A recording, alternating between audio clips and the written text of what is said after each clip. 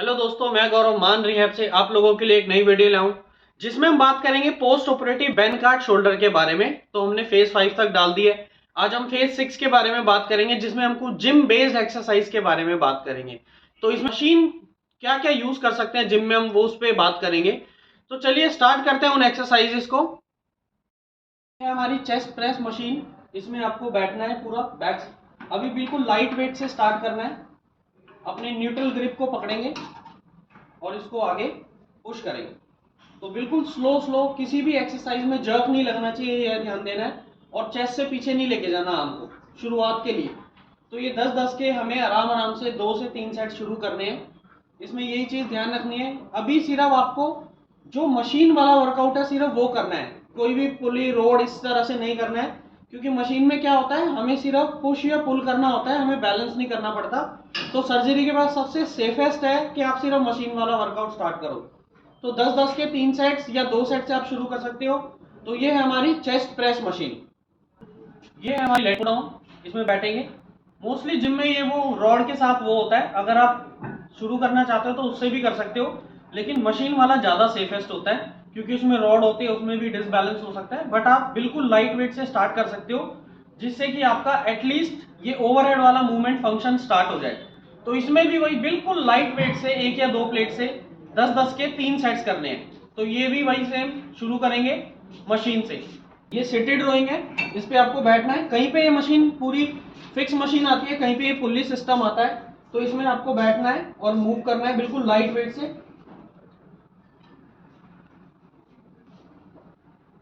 वही कोई upper body की मूवमेंट नहीं है, जैसे नॉर्मल जिम में लोग करते हैं, आपको वैसे नहीं करना है। सिंपल फॉर्म रखनी है एकदम, क्योंकि हमें सिर्फ अभी अपनी बॉडी को रेडी करना है जिम स्टार्ट करने के लिए। तो सर्जरी के बाद सबसे ज़्यादा प्रॉब्लम यही होती है, जिम स्टार्ट करने में कॉन्फिडेंस नहीं आ पाता। तो बिल्कुल लाइट वेट से स्टार्ट करके अपनी फंक्शनल मूवमेंट को बेटर करना है। ये हमारा सिटेड रोइंग।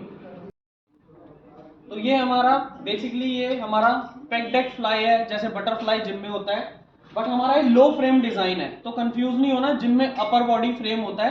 तो एक बार आप करो, इसमें भी वही करना है, बिल्कुल आराम आराम से स्लो मूवमेंट करनी है। और ये भी वही 10-10 के 3 सेट्स करने हैं। इसमें भी ये वो वाली मशीन होती है जो हम जिम में ये करते हैं, ये वही मशीन है, बट इसका फ्रेम थोड़ा डिजाइन ऐसा है। तो आप इसमें क्या ध्यान रखना है कि शोल्डर से पीछे आर्म नहीं जाने चाहिए।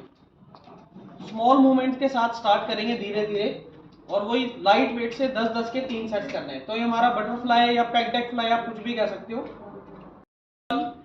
इसको आप जिम में नॉर्मल प्रीचेयर कर्ल पे भी कर सकते हो, या जो पुली मशीन होती है, अभी मैं उस मशीन पे भी दिखा दूंगा कैसे कर सकते हो। तो ये हमारा बाइसेप्स कर्ल है।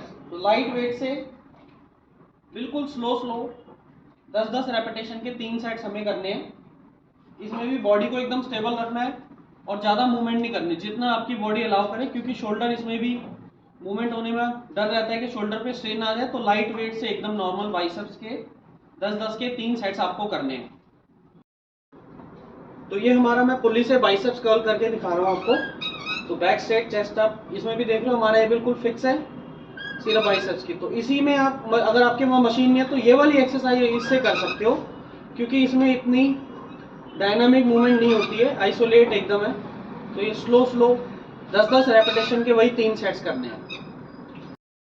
Extension pulley push down. तो इसमें आप वही पुल्ली पे आके वेट लाइट रखेंगे, एल्बो को फिक्स रखना है, आप नीचे पुश करेंगे, slow up slow down, slow up slow down. तो ये हमारी लास्ट एक्सरसाइज है जिसमें हमें वही सेम 10-10 के 3 सेट्स बिल्कुल लाइट वेट से स्टार्ट करने हैं।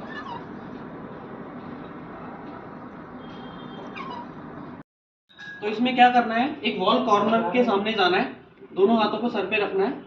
अब एक हाथ एक वॉल पे, एक हाथ एक वॉल पे, और धीरे धीरे बॉडी को आगे पुश करना है। इसमें सर को ऊपर रखना है, क्योंकि नीचे रखेंगे तो हाथ की पोजीशन अच्छी, जितना सर ऊपर रखोगे उतना ज़्यादा एक्सटर्नल रोटेशन होगा और यहाँ स्ट्रेच फील होएगा फ्रंट में। तो यहाँ पे जाना है, इसमें 30 सेकेंड होल्ड करना है, और ये 30 सेकेंड होल्ड करके आपको 5 बार परफॉर्म करना है। इसमें आपको एक ऐसी हाइट चाहिए, चाहे आप किचन की स्लैब पे भी हाथ रख सकते हो, या डाइनिंग टेबल पे, या फिर चेयर के जो बैक रेस्ट होता है उस पर भी हाथ रख सकते हो। हमारा ऐसे मशीन पे हाथ रखना है, और इसमें बॉडी को थोड़ा सा पीछे ले जाके फेस को नीचे ड्रॉप करना है।